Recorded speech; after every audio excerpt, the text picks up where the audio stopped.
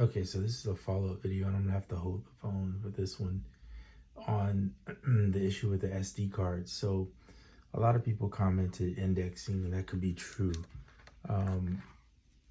However, one of the things is if you look at this card that I used, it says STXC, if you can see that right there. Okay, so does it work with the XC cards? Yes. The issue is not whether it's working or not. It's just it takes long on the first time to load up. So let's do this. Let me grab the pad, turn it on. Give it a second here to load up, and I'll show you once again what I'm talking about. And mind you, it's only on the initial load. Okay, so we're gonna go shift 13 or shift 14. I'm sorry.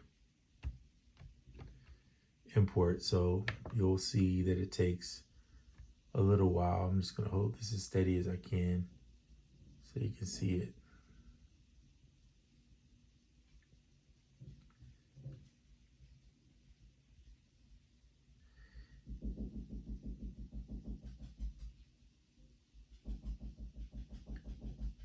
And the thumping in the back is my dog. All right, so there it is. It's finally loaded. It works. You can go through. Here's some drum samples. Let's do claps. You can't hear them now because I don't have speakers on, but they work.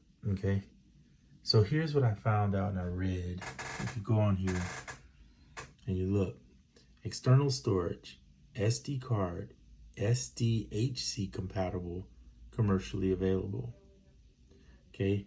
So that tells me that they're saying that it's compatible with the SDHC, not necessarily the XC. Doesn't mean it don't work. It just means that that's what they're claiming is compatible. So I have one on order. And by the way, for those that are wondering too, the micro SD cards do work. So I have one on order that's should be an HC, and I think it's a micro HC or something like that. Let's see if I can get this thing in focus. And I can't, but if I put it down somewhere yeah, it's probably better. So even this one, it's hard to see on there, but it's hard to see in real life. Good Lord. But it's an XC. Okay, so this one was the same thing, but this one's about 10 seconds to load. This micro SD. So yeah, that's pretty much where I'm gonna leave it until I know for sure that that it's an issue. Maybe that the XC cards are slower and it takes a little bit longer for them to load in this machine. Whatever the case may be, we'll find out shortly. I think it'll be Wednesday before the card is to me, something like that. So hopefully if I get it sooner, I'll record another update just so that you know. But it's good to know these things because when you're shopping for cards, they don't really tell you which card to buy. I mean, I have a lot of the HC ones, different sizes. All of them are under 16 or under. And then of course I have the 132. And like I said, I have no issues with the 32 gigabyte.